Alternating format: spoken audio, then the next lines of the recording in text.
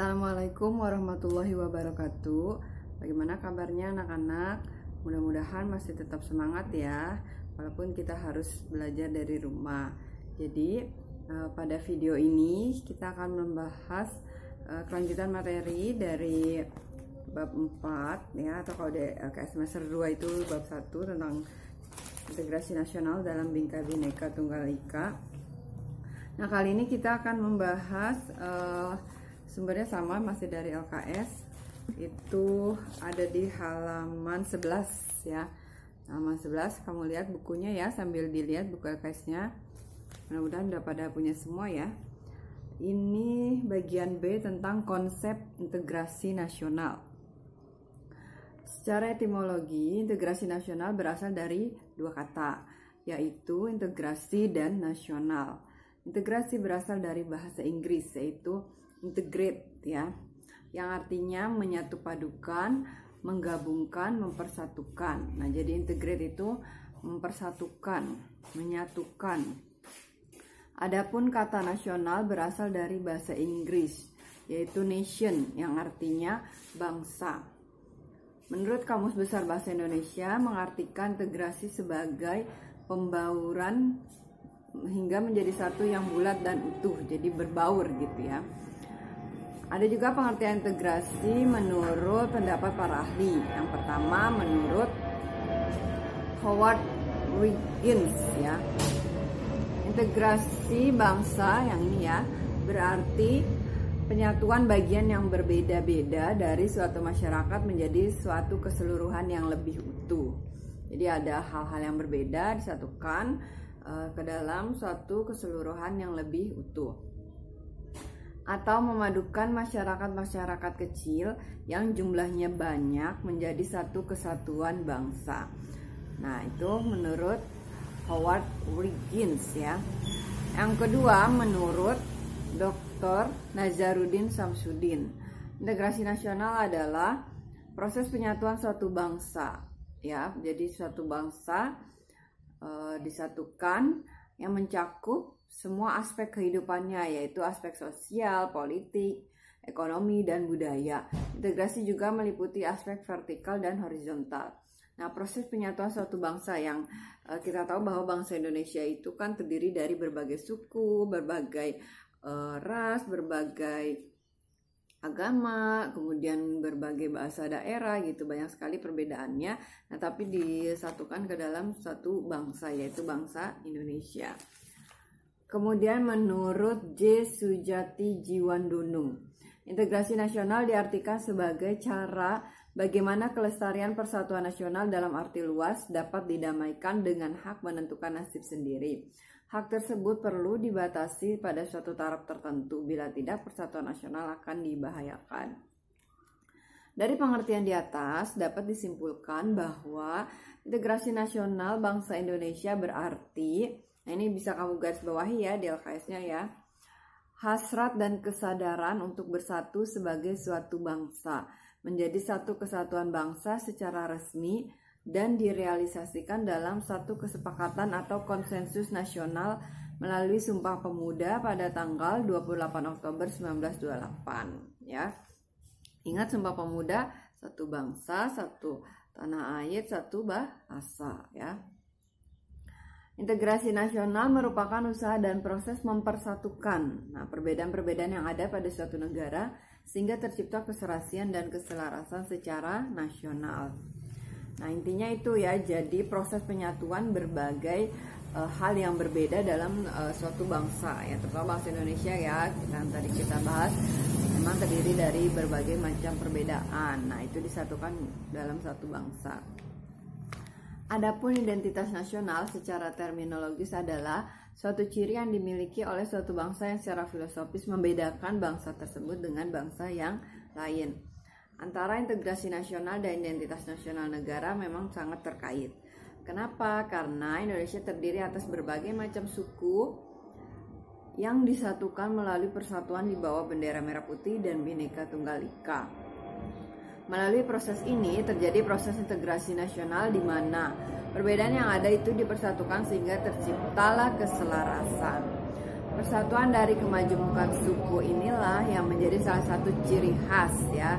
Ciri khas bangsa Indonesia membedakan dengan bangsa lain. Kemajemukan tersebut sebagai media positif untuk meningkatkan rasa persatuan dan kesatuan bangsa Indonesia. Upaya pembangunan dan pembinaan integrasi nasional ini perlu karena pada hakikatnya integrasi nasional tidak lain menunjukkan tingkat kuatnya persatuan dan kesatuan bangsa yang diinginkan.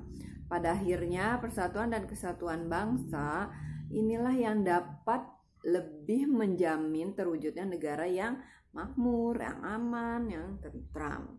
Jika melihat konflik yang pernah terjadi di Aceh, di Ambon, Kalimantan Barat, dan Papua, hal itu merupakan cermin dan belum mantapnya integrasi nasional yang diharapkan. Adapun kaitannya dengan identitas nasional adalah bahwa adanya integrasi nasional dapat menguatkan akar dari identitas nasional yang sedang dibangun gitu ya. Nah, jadi itu tentang konsep integrasi nasional.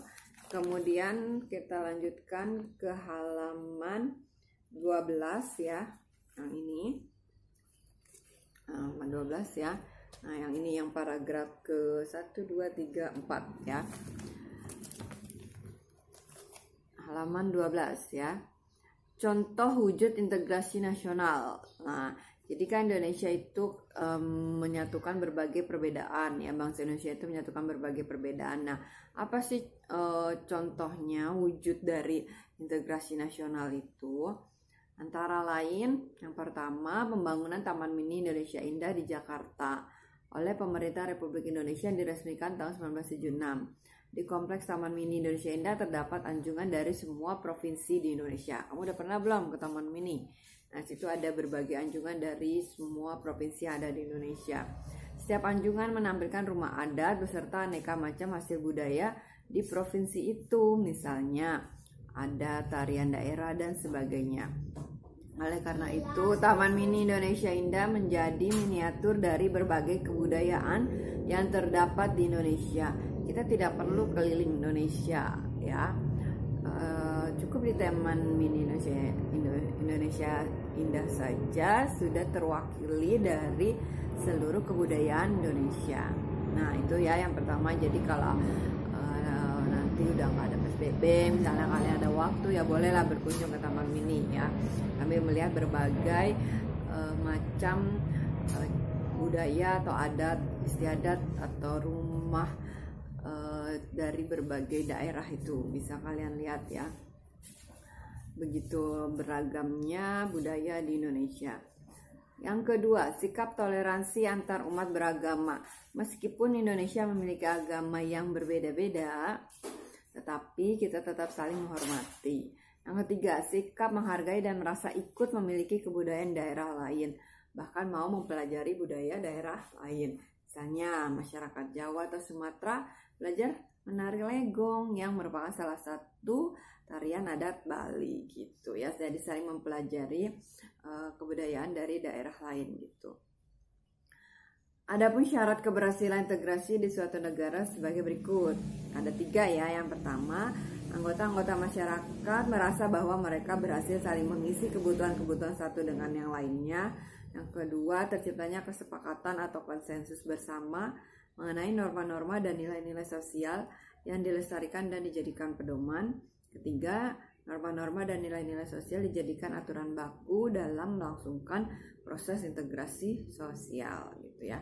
Jadi kitanya sebagai anggota masyarakat harus merasa bahwa ya kita memang saling mengisi kebutuhan gitu, walaupun berbeda ya justru jangan dipermasalahkan, justru itu merupakan suatu kekayaan yang kita miliki.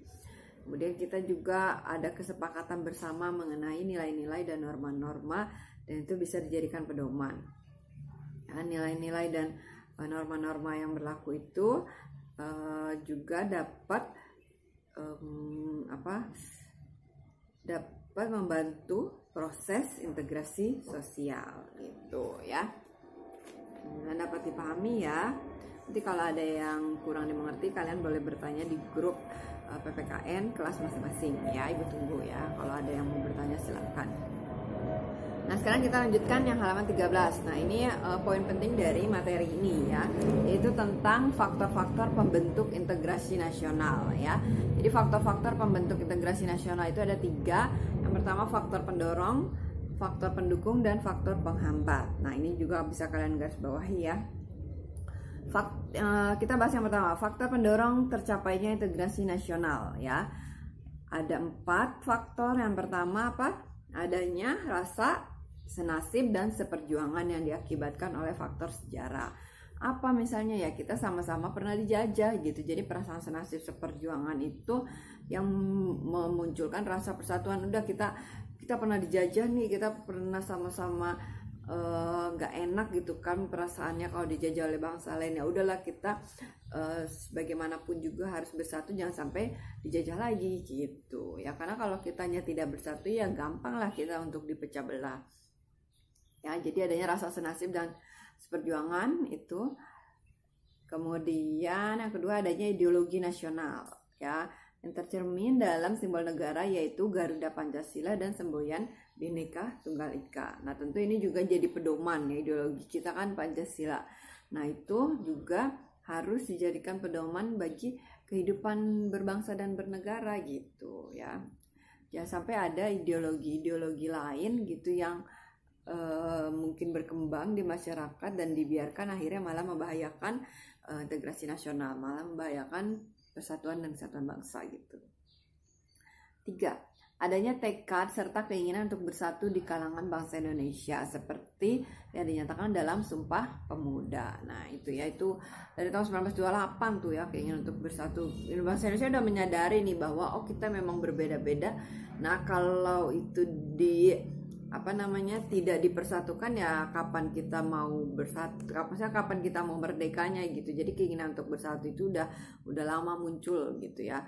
Akhirnya kan dengan berbagai proses melalui beberapa tahun akhirnya kita bisa merdeka di tahun 1945, yaitu juga salah satunya karena bangsa Indonesia sudah bersatu gitu, sudah merasa bahwa itulah satu-satunya cara kita bisa melawan penjajah gitu, salah satunya ya dengan bersatu. 4. Adanya ancaman dari luar yang menyebabkan munculnya semangat nasionalisme di kalangan bangsa Indonesia. Nah, tentu ancaman itu kan masih terus saja ada ya. Ancaman bidang ideologi, bidang politik, bidang sosial, budaya itu pasti ada. Dan gimana caranya kita mengatasi ancaman itu? Dengan memunculkan semangat nasionalisme di kalangan bangsa Indonesia ya. Nanti pembahasan tentang ancaman ini ada di bab selanjutnya ya, akan kita bahas lebih mendalam. Nah, itu faktor pendorong ya. Jadi ulangi, adanya rasa senasib perjuangan, adanya ideologi nasional, adanya tekad untuk bersatu, dan adanya ancaman dari luar. Sekarang kita lanjutkan yang faktor faktor pendukung, faktor pendukung integrasi nasional itu ada 5. Yang pertama, penggunaan bahasa Indonesia ya kan, berbagai daerah punya bahasa daerahnya masing-masing. Nah, kadang ada yang mengerti, ada yang tidak, tapi kalau kita punya bahasa persatuan yaitu bahasa Indonesia, mudah-mudahan sih komunikasi lancar dan semua bisa dimengerti gitu ya.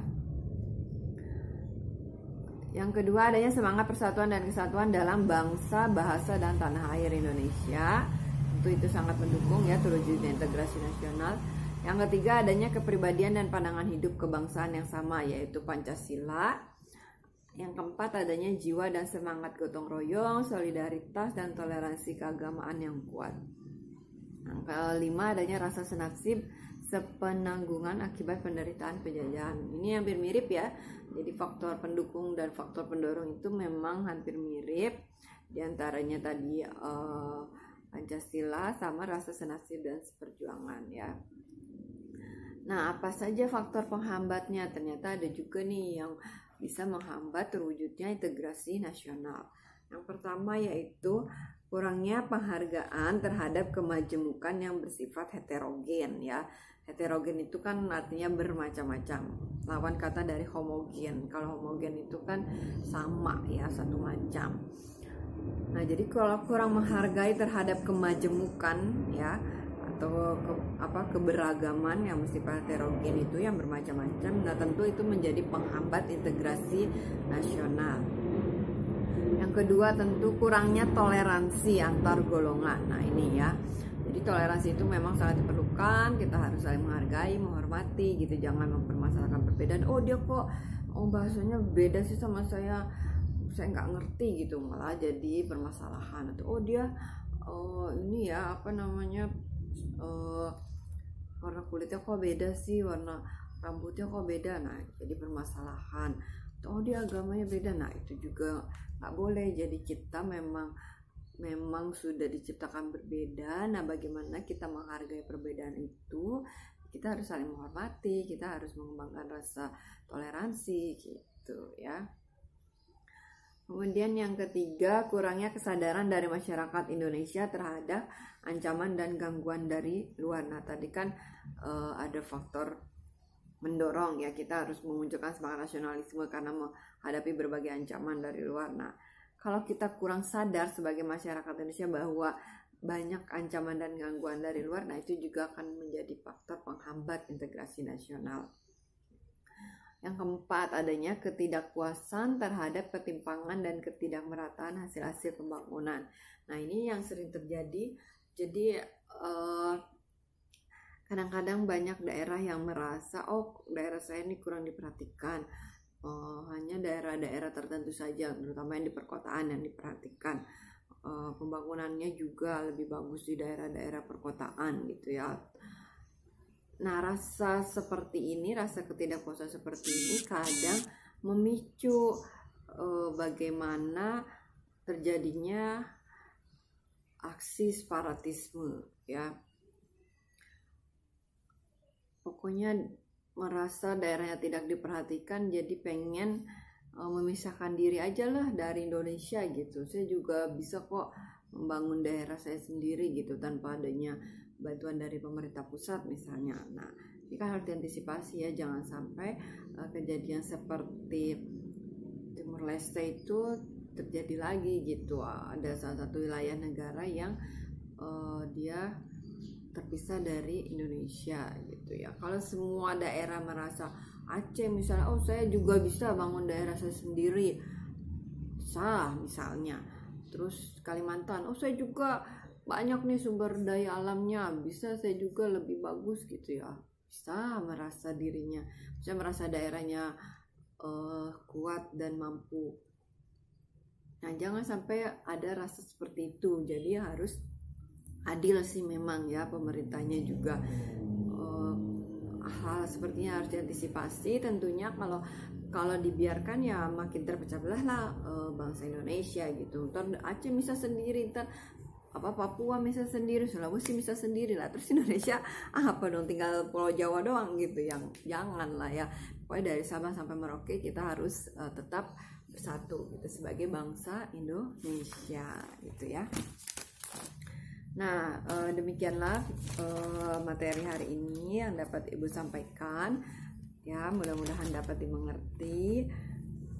Mudah-mudahan kalian juga tetap semangat ya dalam menjalani pembelajaran walaupun dilakukan dari rumah, dan kita tetap berdoa semoga pandemi ini cepat berakhir. Semoga kita bisa kembali belajar dengan tatap muka gitu ya. Tetap jaga kesehatan, selalu gunakan masker, jangan lupa mencuci tangan. Mudah-mudahan disehatkan semua, dilindungi oleh Allah Subhanahu wa Ta'ala. Terima kasih. Wassalamualaikum warahmatullahi wabarakatuh.